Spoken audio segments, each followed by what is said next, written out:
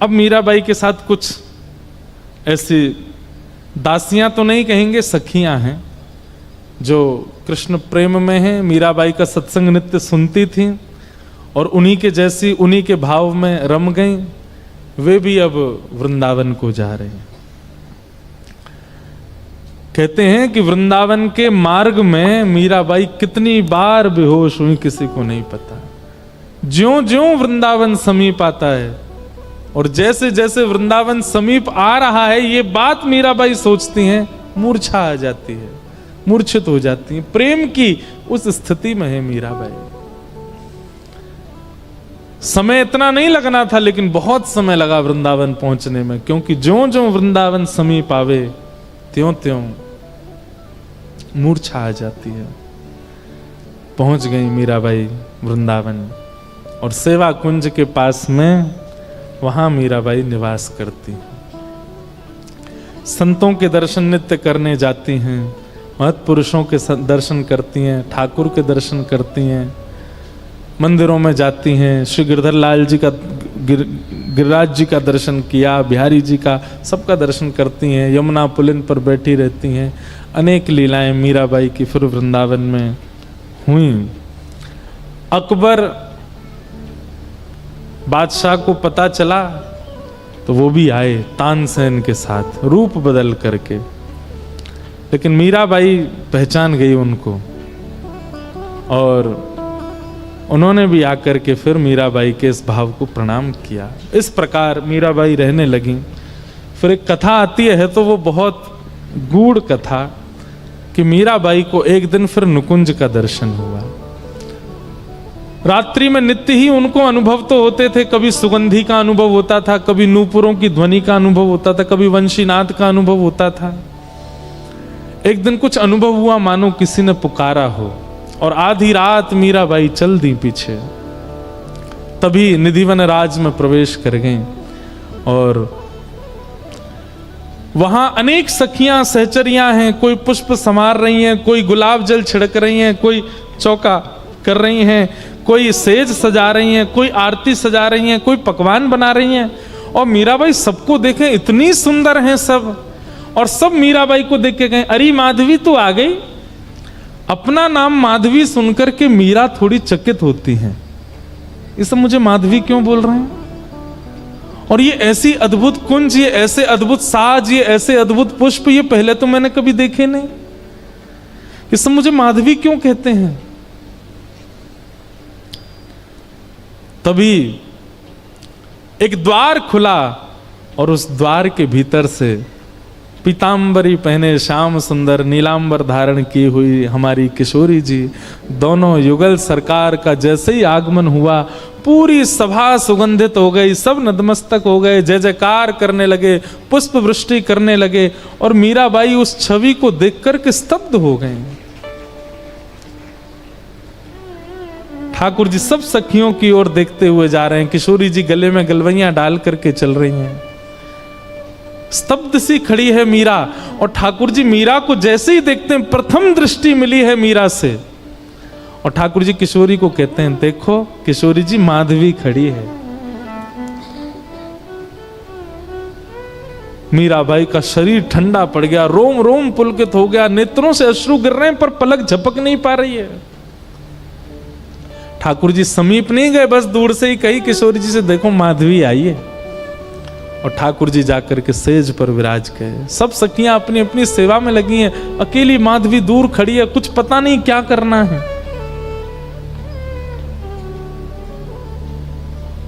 ठाकुर जी ने माधवी की ओर देखा, और ज्यों ज्यों ठाकुर जी नयन भर के देखते हैं मीरा को, त्यों त्यों मानो जैसे प्राण निकलने को होते हैं। भगवान ने आज्ञा की, हे ललिते, हे विशाखे, आप जाओ, जाकर के इनको अनुभव कराओ। और दोनों गई और जाकर के जैसे ही मीराबाई को बिठाया, नेत्र बंद हो गए मीराबाई की, और संपूर्ण लीला द्वापर युग की माधवी रूप की उनको दिखने लगी। एक गोप कन्या माधवी जिसका ब्याह श्री दामा से हुआ, ठाकुर जी मुख देखने के लिए आए, सब लीला देख रही है वहीं बैठ करके निकुंज में। और आज मीराबाई को स्पष्ट हुआ कि ये इतना प्रेम जो मेरे चित्त में संदिग्ध था, इसका कारण क्या है। और यहां तक की लीला, जब तक ठाकुर जी ने गिरिराज जी धारण किए तब तक की लीला, संपूर्ण दर्शन जब माधवी को हुआ, नेत्र खुले तो आंखें लाल हैं, नेत्रों से अश्रु गिर रहे हैं, लिपट गई ठाकुर जी के चरणों से। मिल बिछुरण मत दीजिए, अब मिल गए हो आप, अब आप मुझे दूर मत कीजिएगा।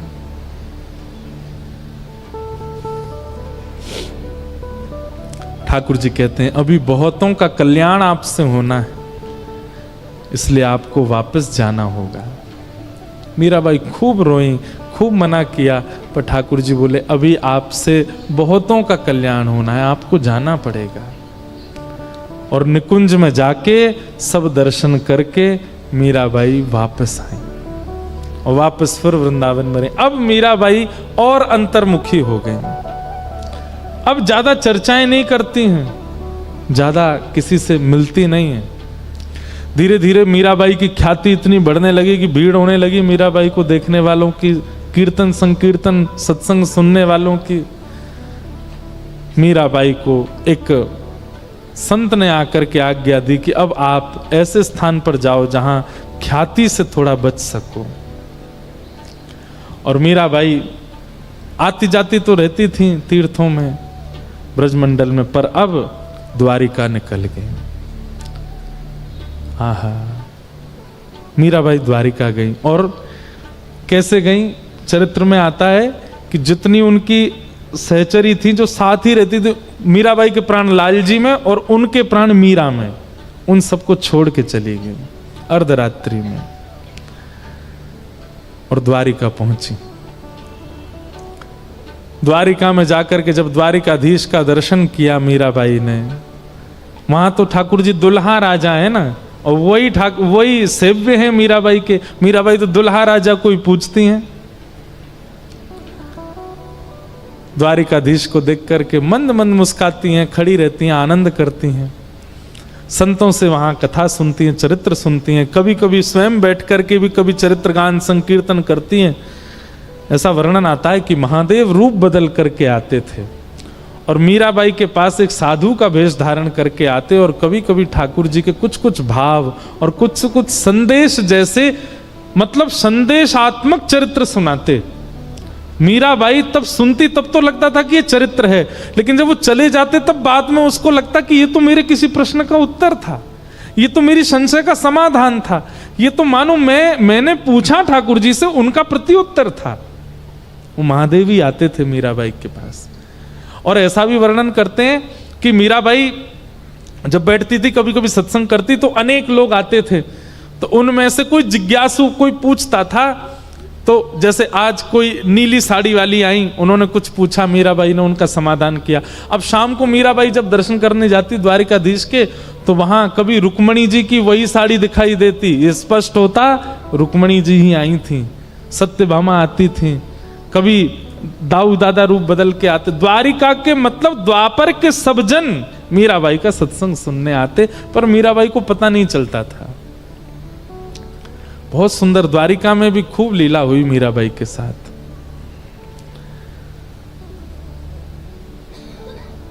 अब मीराबाई बस प्रतीक्षा कर रही हैं उस दिवस का जिस दिन ठाकुर जी मिल जाएं, और वो दिन ज्यादा दूर नहीं है। लेकिन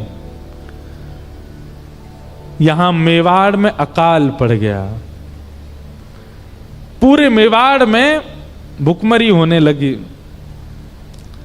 खूब प्रयास किए राणा ने, लेकिन पता नहीं चला कि भाई इसका कारण क्या है। तब एक साधु ने जाकर के कहा, ये वैष्णव अपराध लगा है मेवाड़ को, भक्तिमती मीरा का इतना अपमान किया है तुम लोगों ने, इसलिए तुम्हारे इस राज्य की ये दशा हो रही है। इसको सुधारना चाहते हो तो एक ही उपाय है, पुनः मीराबाई के चरण मेवाड़ आएंगे तो ही मेवाड़ समृद्ध होगा। ब्राह्मणों को भेज दिया द्वारिका, पता करा कहां है मीराबाई, तो द्वारिका में है, तो वहां पर ब्राह्मणों को भेज दिया, बड़े बड़े श्रेष्ठ जनों को भेज दिया, जाओ याचना करके हाथ जोड़ करके जैसे कहेंगी मीराबाई वैसी हम सेवा करेंगे, उनको मेवाड़ ले आओ वापस।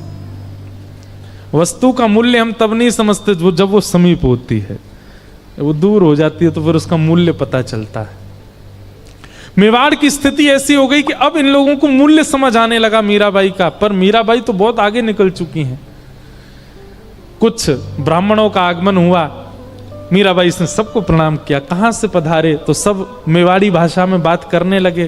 तो मीराबाई समझ गई, मैं क्या सेवा करूं। बोले हम आपको ले जाने आए हैं। बोले कहाँ? बोले मेवाड़। मेवाड़ का नाम सुनते ही नेत्र बंद हो गए, सब घूमने लगा मीराबाई के चित्त में। घबरा गई मीराबाई, नेत्र सजल हो गए। मैं हाथ जोड़ती हूं, अब मैं थक चुकी हूं, अब मैं हार जाऊंगी, अब ये मत कीजिए आप। बोले आपको अपनी चिंता है, मेवाड़ की चिंता नहीं है। मीराबाई मानो क्रोध में बोल पड़ी हूं, हां अब मुझे मेरी चिंता है, अब तक नहीं थी पर अब है, अब नहीं जाऊंगी। मैं ठाकुर जी से प्रार्थना कर दूंगी, मैं खूब संतों से निवेदन कर दूंगी, सब मेवाड़ जाएं, पर मैं अब वापस नहीं जाऊंगी। राणा ने कहा था यदि मीराबाई ना माने तो अनशन व्रत पे बैठ जाना, मृत्यु पर्यंत कैसे भी आना पड़े मीरा को।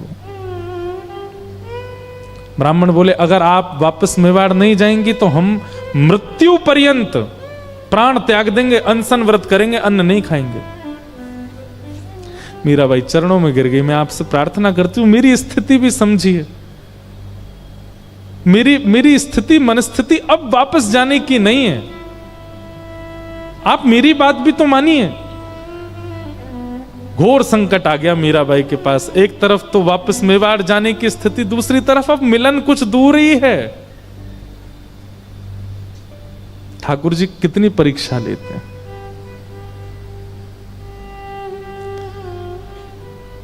किसी ने जाकर के मीराबाई को कहा कि भाई साहब जल्दी चलिए, समुद्र के तट पर अन्न जल त्याग करके ब्राह्मण 3 दिन से बैठे हैं और धीमे धीमे उनको मूर्छा आ रही है, कहीं ये ब्रह्म हत्या का कलंक द्वारिका को ना लग जाए।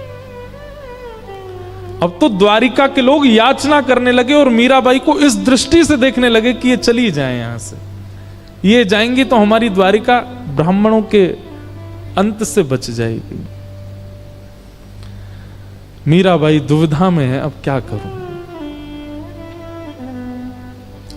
मीराबाई गई, प्रसाद बना करके लेकर के गई और उन ब्राह्मणों के सन्मुख पधराया।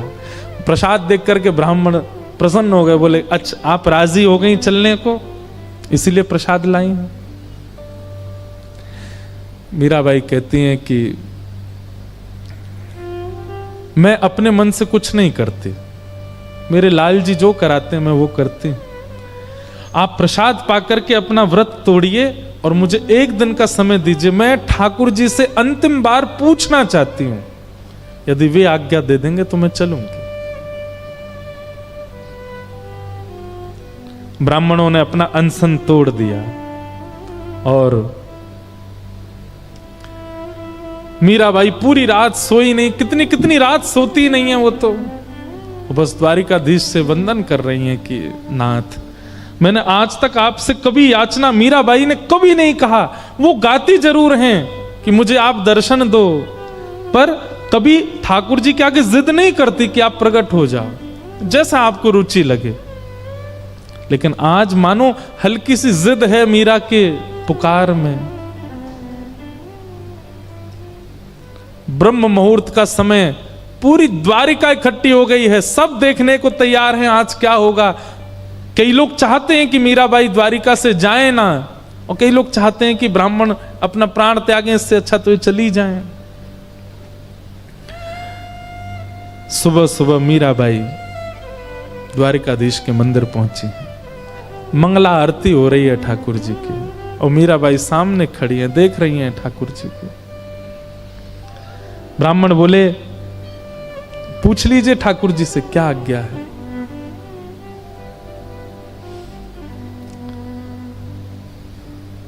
मीराबाई गाती हैं अपने जीवन का अंतिम पद ठाकुर जी के आगे। साजन ज्यों जानो सुध लीजो साजन, ज्यों जानो सुध लीजो। तुम बिन मोरे और न कोई, तुम बिन मोरे और न कोई। क्रिया राबरी की जय, राबरी की जय। साजन। मीराबाई या तो अपने पद में सांवरिया शब्द कहती है, या तो अलग अलग नामों से पुकारती है, पर आज द्वारिकाधीश को साजन कह रही है। साजन माने पति। साजन ज्यों जानो सुध लीजे, साजन ज्यों जानो। आपको जैसे लगे मेरी सुध एक बार ले लीजिए, आपके बिना मेरा कोई नहीं है। आप मेरी सुध ले लीजिए, एक बार पूछ लीजिए, एक बार देख लीजिए मेरी ओर। दिन नहीं भूख, रैन नहीं निद्रा, दिन नहीं भूख, रैन नहीं निद्रा। यूं तन पल पल छीजे, यूं तन पल पल छीजे। अब संसार में रहने लायक मेरा तन नहीं है। मुझे दिन में भूख नहीं लगती, रात में नींद नहीं आती, लोग मुझे बावली बोलते हैं, लोग मुझे क्या क्या कहते हैं। अब इस संसार के लायक मेरा तन नहीं है नाथ। दिन नहीं भूख, रैन नहीं निद्रा, दिन नहीं भूख, रैन नहीं निद्रा। यूं तन पल पल छीजे, यूं तन पल पल छीजे। मीरा के प्रभु मीरा मिल बिछुरण मत दीजे, मिल बिछुड़न मत दीजे। साजन ज्यों जानो सुध लीजे, साजन जो जानो सुध लीजे। और गाते गाते गाते गाते मीराबाई बढ़ती जा रही है द्वारिकाधीश की ओर। रो रही है, नेत्रों से अविरल अश्रुधार गिर रही है। लाखों लोग चारों ओर से घेर के खड़े हैं। मिल बिछुरण मत दीजे, मिल बिछुरण मत दीजे, मिल बिछुरण मत दीजे। अब मिलने की स्थिति, अब बिछड़ने मत दीजिए नाथ।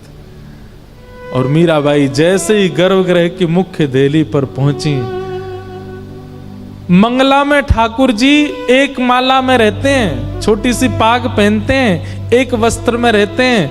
लेकिन तभी एक तेज पुंज प्रकट हुआ, सहरा पहन करके सुंदर दुल्हा का भेष धारण करके श्री द्वारिकाधीश प्रकट हो गए हैं। एक दिव्य तेज प्रकट हुआ।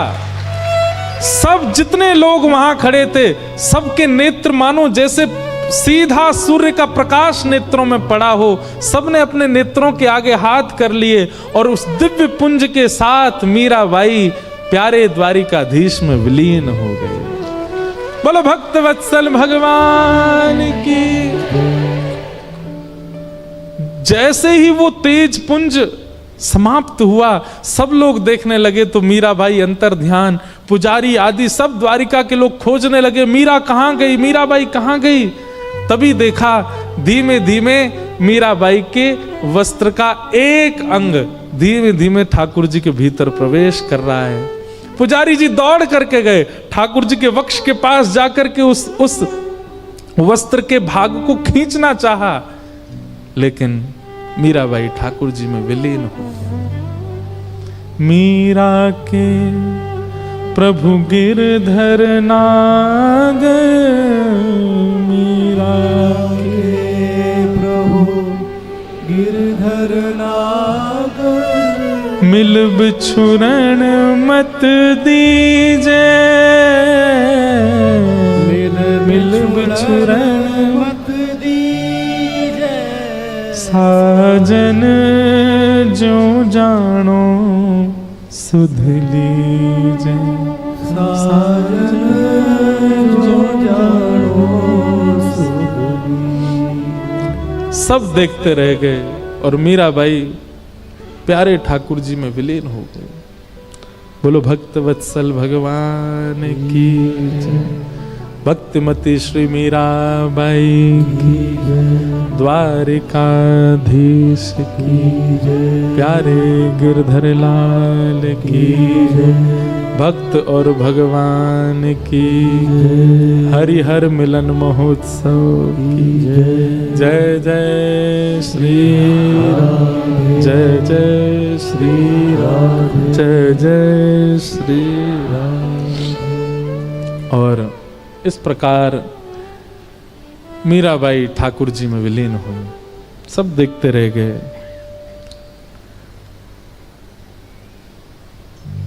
विश्वास जरूरी नहीं है ठाकुर जी सबको ऐसे ही इतना, कई बार ऐसा भी हो सकता है कि आप चरित्र सुनकर के कहीं भयभीत हो गए हो, इतनी परीक्षा कैसे होगी।